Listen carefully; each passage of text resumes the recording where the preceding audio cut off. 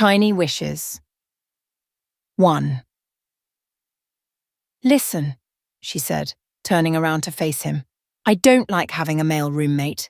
I think you will agree that getting shacked up with a woman you don't know isn't your idea of a good time." Rafe did not agree with her.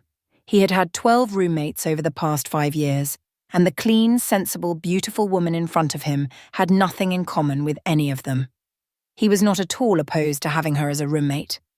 Her name was Wintessa, which was not at all normal. Most of the time he heard her called Win, sometimes Winnie, though the 2 I's rubbed him the wrong way. In any case, she was spectacularly pretty with grey eyes, twisted cedar hair, and a kitchen that had no dirty dishes in the sink. He kept involuntarily glancing in the kitchen. She had fresh-cut flowers in a vase and a scented candle burning in the centre of the dining room table. Win kept talking, like Rafe had agreed that the situation was bleak. "It's unfair to you, and it's unfair to me."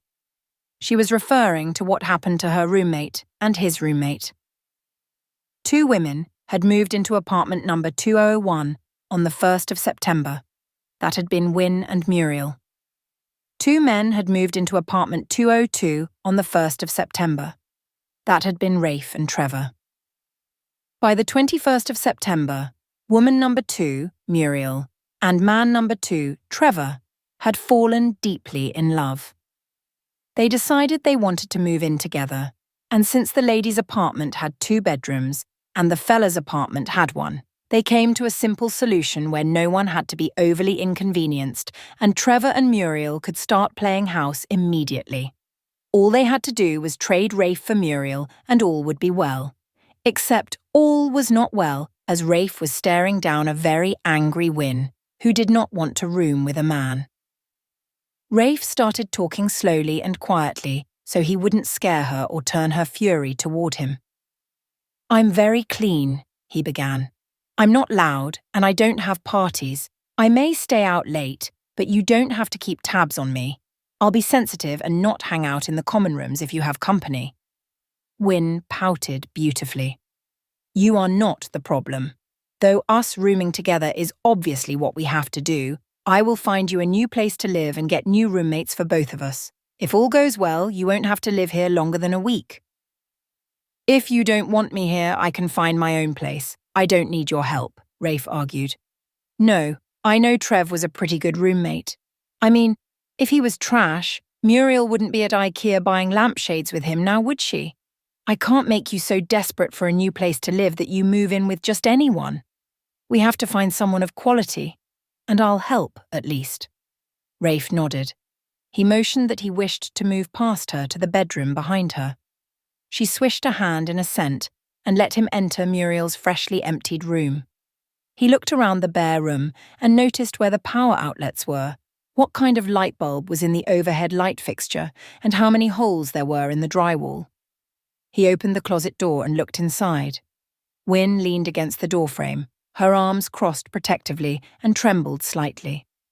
"I'm harmless, I assure you," Rafe said as he closed the closet door. "Nothing funny is going to happen, and hey, maybe having me around will be fun."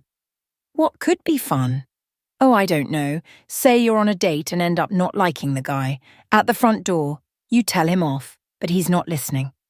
You open the door and he ducks under your arm only to run into me watching TV. You come in and ask me what I'm doing here when we broke up all those months ago. I say I couldn't stop thinking about you. You appear to gush. Boyo leaves annoyed and humiliated. You and I smack a high five." Win cupped both hands under her face. "That's quite the imagination you have. Never once in my life has a man ducked under my arm or done something I've asked him not to do." Rafe scanned the beautiful yet severe line of her lips. She had to be telling the truth. As alluring as she was also completely terrifying. And yeah, he bet none of her dates disobeyed her if they wanted a second date. Over her shoulder, he could see the clean sink. For more than one reason, all of her dates would want a second one. He sighed. "I'll find a way to be useful to you. I'm handy and well organized. I'm good at carrying very full laundry baskets and grocery bags." "Please stop," she groaned. "I need some alone time." She rounded the corner and vanished into her bedroom. While she was having her alone time, Rafe brought over his things. Trevor helped him move his bed frame, mattress, computer desk, and drawers full of his clothes.